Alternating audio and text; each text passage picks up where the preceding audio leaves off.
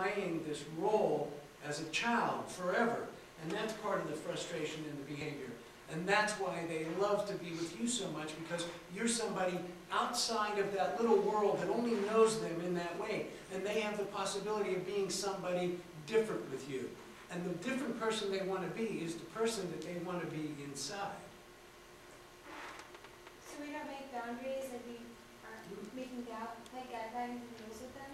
No, no, it's not that you don't have any rules, but your rules are a little more expansive than these family rules that are small. In fact, it's more like when you're addressing them, they've probably heard for a majority of their life, and their parents are of a different generation, their child is a retard, or their child's autistic, their child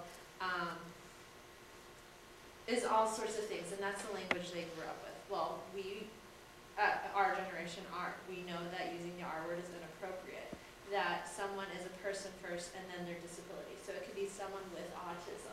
It's not a handicapped bathroom, it's an accessible bathroom. Just those lines so that we're doing what we can in our interactions with them, not to define them by their disability, but to define them as their person and who has that disability, but that's not something that's stopping them, that's just something they have. I will tell you too, expectations are going to be very different. My expectations for my brother with him are very different than my expectations, or that for his expectations when he's with my parents. He exhibits totally different behavior, totally different skills when he's with me.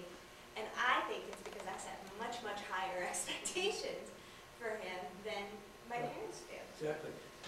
And you know, I can explain this with me because you know, I'm sort of a sibling, in between a sibling and a parent.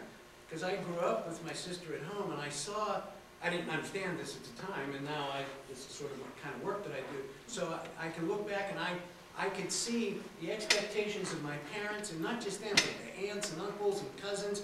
We were all taught to treat Kathy in a certain way, which was very low expectations. So she lived there until she was 35. Then she moved here, and we were friends, and she used to come here and visit, and she loved being with me because I had a bigger set of expectations. So but it was still a set of expectations.